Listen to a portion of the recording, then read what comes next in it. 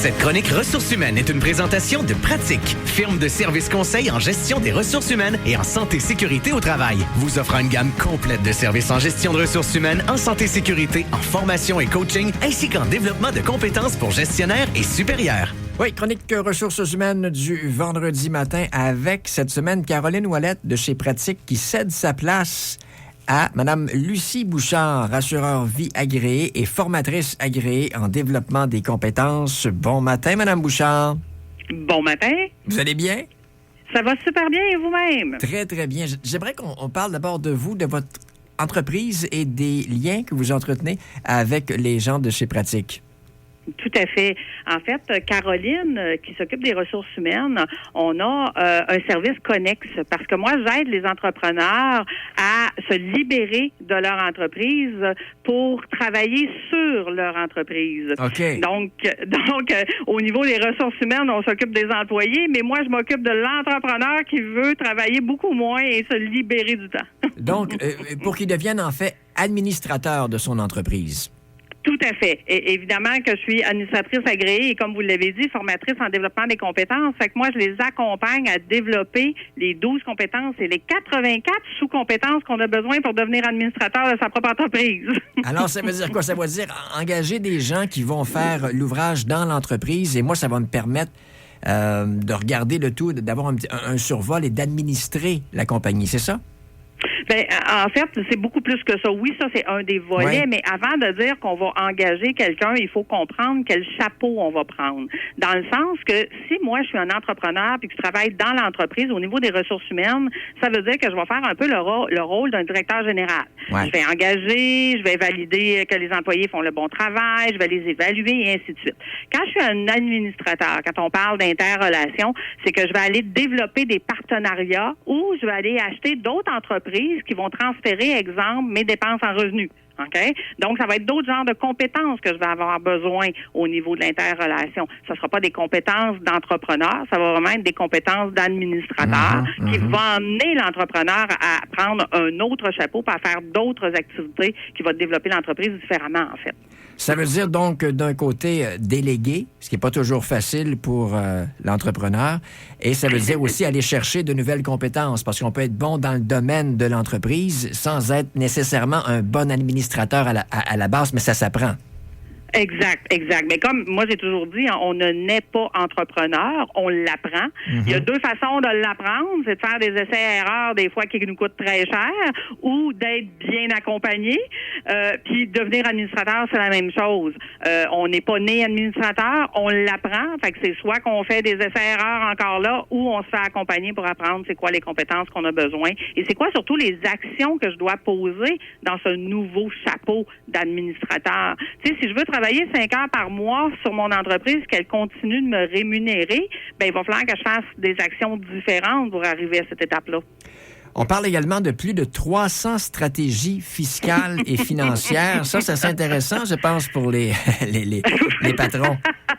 Oui, tout à fait. En fait, dans ces stratégies-là, quand on est un entrepreneur, moi, j'ai toujours dit, tu sais, des fois, on a plein de gens alentour de nous, là, mais c'est pas le comptable qui rentre dans l'entreprise pour aller voir si vous avez les bonnes stratégies, si vous avez, si vous payez les bons fournisseurs, si vous les payez au juste prix, puis si vous lui donnez les bons chiffres. Écoutez, moi, j'ai vu des entreprises qui donnaient même pas les bons chiffres au comptable, puis le comptable faisait des états financiers avec ça.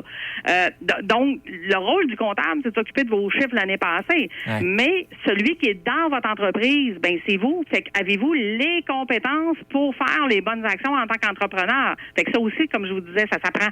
Hein? C'est pas, on n'est pas né comme ça, là.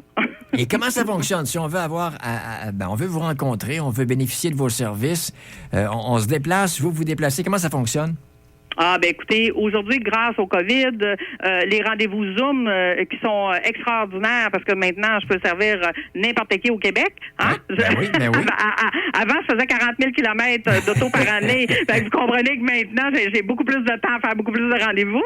Donc, mais écoutez, je commence toujours par un rendez-vous exploratoire parce que où est-ce qu'est mon entrepreneur? Moi, mon but, mon objectif, j'ai toujours dit, tu sais, il y a plein de coachs dans la vie là, qui vont travailler sur « Ah, pauvre vous, là, à 7 ans, vous avez eu un blocage. chômage, puis aujourd'hui, vous êtes bloqué, puis c'est pour ça que vous avancez plus. Moi, je suis pas là. OK. Moi, je fais pas ce genre de service-là. Moi, je suis vraiment dans le maintenant. Qu'est-ce que je peux faire, mon entrepreneur, maintenant, pour que demain matin, il puisse passer à une autre étape, à un autre niveau? Puis, vous savez quoi? Oui, non?